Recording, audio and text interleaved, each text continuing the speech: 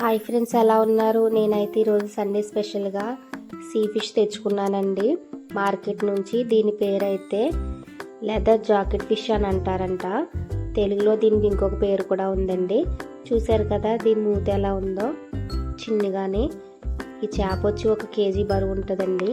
నేనైతే ఈ చేపను ఇప్పుడు కత్తిపేటతో కోసుకుంటున్నాను. దీనికి పైన పొలుసు గట్ట ఏమీ లేదండి. పట్టుకోవడానికి చాలా స్మూత్గా కూడా ఉంది ఇది. చూసారు కదండి, నేనైతే ముందు పీసెస్ కింద కోసేసుకున్నాను. చూసారు కదా ముక్క వచ్చి ఎంత పెద్దగా ఉందో.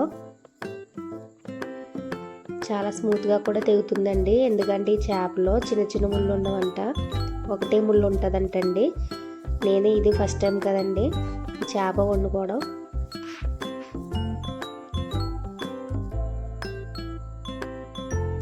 ఇందులో అయితే గత్తర కూడా ఏమీ లేదండి. చేదు కొట్టి ఇదిగోండి, చూసారు కదా ఎలా ఉందో. ముక్కలు చూసారా ఫ్రెండ్స్ ఎలా ఉన్నాయి, ఎంత పెద్దగా ఉన్నాయో ముక్కలు.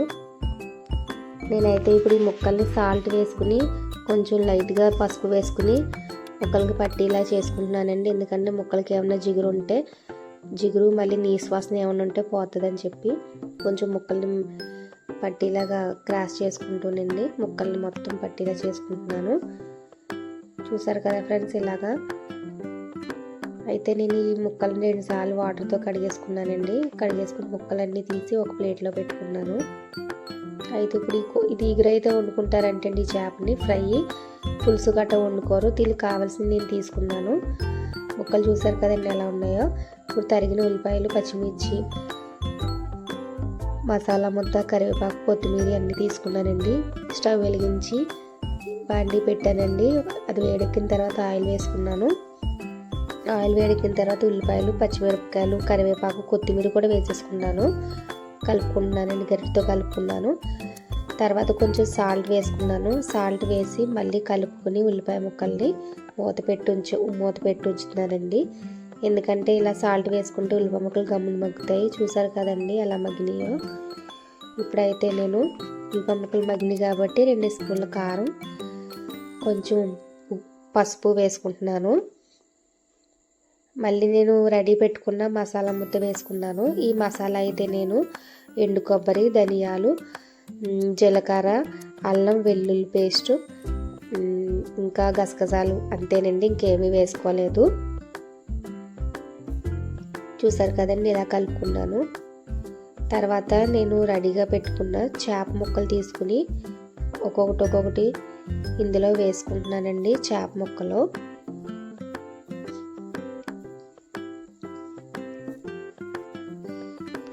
ముక్కలు వేసుకున్న తర్వాత లైట్గా కలుపుకుని నేను మళ్ళీ ఒక 2 నిమిషాలు ఉంచాక చేపకాయ కారం గడ్డ పట్టిన తర్వాత చేప ముక్కలు ములిగిలా వాటర్ అయితే వేసుకున్నానండి. ఇప్పుడు చూసారు కదండి, మళ్ళీ మూత పెట్టేసుకున్నాను.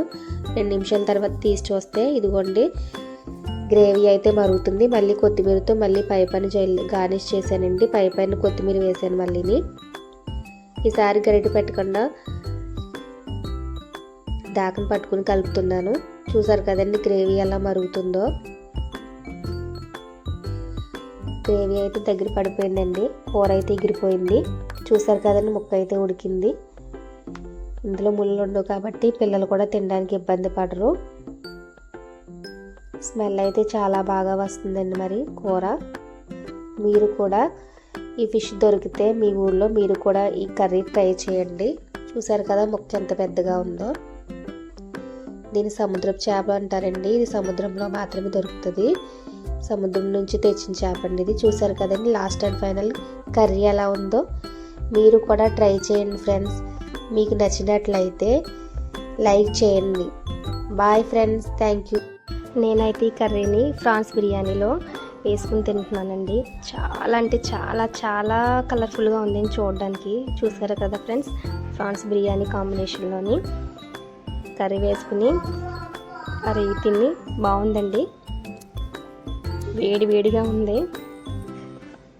మీరు కూడా ట్రై చేయండి ఫ్రెండ్స్. ఇంకా గ్రేవీ కలుపుకుంటున్నాను. సూపర్ ఉందండి. ముక్క చూసారా చాలా స్మూత్గా ఉంది.